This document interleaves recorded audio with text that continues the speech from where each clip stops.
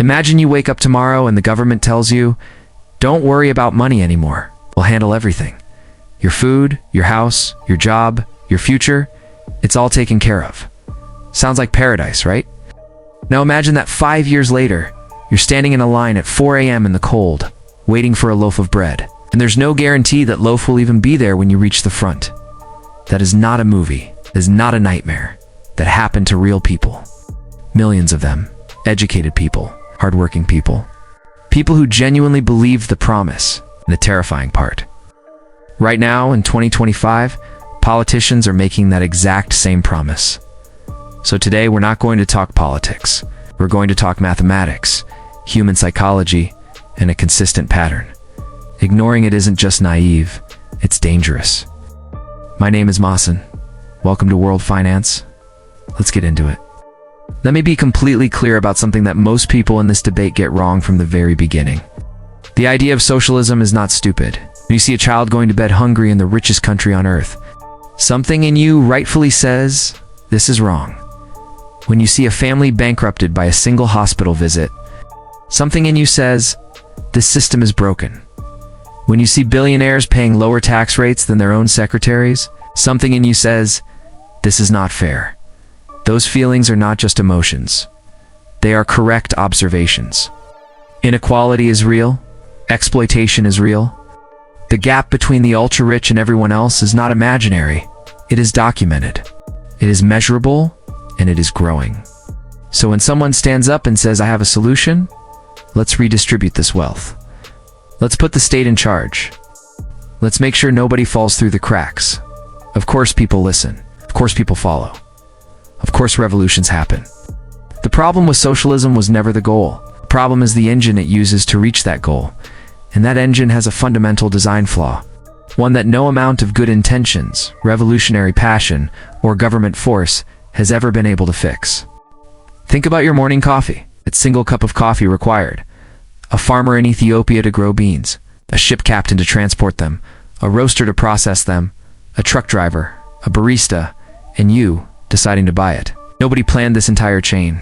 Nobody in a government office sat down and said, today 4.2 billion cups of coffee will be consumed. It happened because of one thing. Price. Oh. The price of coffee told farmers how much to grow. It told traders where to ship. It told shops what to stock. Millions of individual decisions made by millions of individual people, each acting in their own interest. And the result was a perfectly coordinated global supply chain. Now, remove the price. Let the government decide how much coffee gets produced, who gets it, and at what cost. What happens? This is not a hypothetical. The Soviet Union ran this exact experiment. Austrian economist Ludwig von Mises predicted the result in 1920. He said, without prices, economic calculation is impossible. The government will be flying blind over an ocean with no instruments and no radar. His colleague Friedrich Hayek added something more powerful. He said the information needed to run a complex economy doesn't just exist in one place. It lives in the minds of millions. The farmer knows his soil. The mechanic knows his machines. The mother knows what her family needs. No government can collect all that knowledge, make better decisions than the people who actually live it every day. When socialism removes prices and replaces them with central planning, it doesn't just make the economy less efficient. It makes it blind, and blind economies crash. Every single time. But the calculation problem is only half of it. Now, there is a second, equally devastating flaw baked into socialist systems. And it comes from something you cannot educate away, legislate away, or threaten away: human nature. Here's a simple question. If you knew that no matter how hard you worked today, you would receive exactly the same reward as the person next to you who did nothing, would you work hard? Be honest, most people wouldn't. Not because they're lazy, not because they're selfish, but because effort without reward is irrational. And humans are rational beings. Soviet factory managers faced exactly this reality. If they exceeded their production targets, the government simply raised the targets next year, giving them more work for the same pay. So the smart strategy was to never exceed targets, never innovate, never improve. The result? an economy that produced stagnation at industrial scale. The Soviet nail story is almost funny if it weren't so tragic. Government planners set production targets by number of nails. Factories responded by producing millions of tiny, useless nails. When planners switched to measuring nails by weight instead, factories started producing giant, absurd nails that nobody could actually use. The same bureaucratic comedy played out in food, in clothing, in housing, in medicine. And it was not a comedy for the people. Standing in empty stores, waiting for goods that existed on paper, but not in reality. Destroyed incentives don't just slow an economy down. They hollow it out from the inside until the shell collapses. At this point, someone always says, but those were the wrong kind of socialism. True socialism has never really been tried. I want to address this seriously, because it deserves a serious response. When an economic system has been attempted across dozens of countries, across multiple continents, across different cultures, and the result is the same, at what point do we stop blaming the implementation and start questioning the system? Venezuela, not a poor country. By 2018, inflation had reached 1,000,000%. Families were starving. Hospitals had no medicine. Over 7 million people fled. This was not caused by war. It was not caused by drought. It was caused by the systematic destruction of market mechanisms. Cuba 6 to 5. Years after the revolution that promised equality and prosperity, the average Cuban state salary is approximately $20 per month. Cuba has world-class doctors who work for poverty wages in a country that cannot supply its own hospitals with basic medication. The revolution delivered literacy, could not deliver liberty or a functioning economy.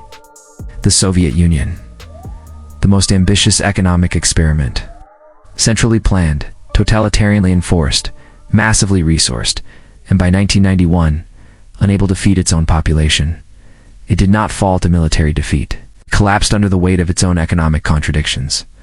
Precisely the contradictions that Mrs. had mathematically described 70 years earlier. And then there is the most powerful piece of evidence of all.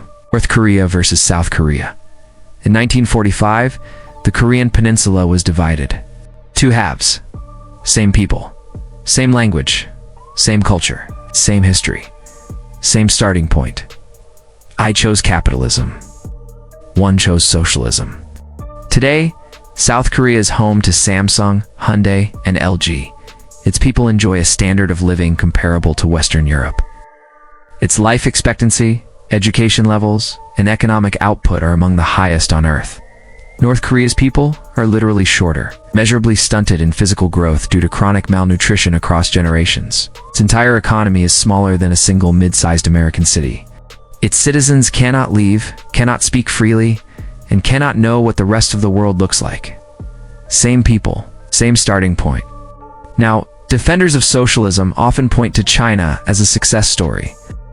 And China's poverty reduction is genuinely remarkable. But here's the detail they leave out. China's rise began the exact moment it moved away from socialism. In 1978, after Maoist economic policies had produced famine and collapse that killed tens of millions of people, Deng Xiaoping introduced private property, market prices, profit incentives, and foreign investment. China's economic miracle was not built by socialism. It was built despite socialism's legacy and through the reintroduction of market mechanisms. Even the Chinese Communist Party was forced to admit that markets work and planning doesn't. Now here's where this conversation gets personal, because this isn't just ancient history. The mechanisms that destroyed Venezuela's economy, price controls, unsustainable social spending, state expansion into private markets, these are not foreign concepts. they are policy proposals being actively debated and in many cases, actively implemented across Western democracies right now. When governments set rent controls and then wonder why there is a housing shortage, that is the calculation problem playing out in real time. When governments borrow trillions to fund current spending and push the consequences onto future generations, that is Thatcher's warning made manifest. When bureaucracies expand to regulate industries they do not understand, replacing market signals with political decisions, that is Hayek's problem. None of this means that markets are perfect. They aren't.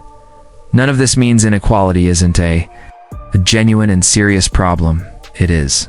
None of this means government has no role in protecting citizens. It absolutely does.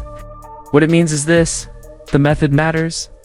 You can want universal healthcare and still recognize that price controls on medicine will create shortages.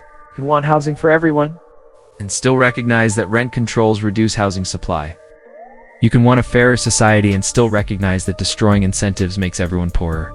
The goal and the mechanism are two different questions, and confusing them has cost humanity more than any war in history. Here's what I want you to take away from this. The failure of socialist economies is not a story about evil dictators. It is not a story about Western sabotage. It is not a story about the wrong people being in charge. It is a story about structural mathematics. Remove prices gives you lose the information system that coordinates an economy. Remove incentives gives you lose the engine that drives human productivity. Concentrate power in the state gives you create conditions for corruption and abuse that no constitution has ever fully prevented. And the human cost of ignoring these patterns has been staggering. Famines, refugee crises, generations of poverty, lives shortened, opportunities destroyed. The most honest thing we can say about socialism's history is this: the promise was genuine, suffering was real, and the gap between the two is the most expensive lesson that each new generation seems determined to learn for itself. Markets are not perfect. Capitalism has real problems that deserve real solutions. But the solution to an imperfect system is not a better one. The question is not capitalism versus socialism. The question is what policies actually make people's lives better. And answering that question requires looking honestly at what history has actually shown us, not what we wish it had shown us. I'm Masson. This is World Finance.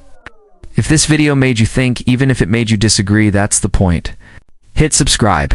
Drop your honest reaction in the comments. Do you think there's a version of socialism that could actually work? I genuinely want to know what you think. See you next video.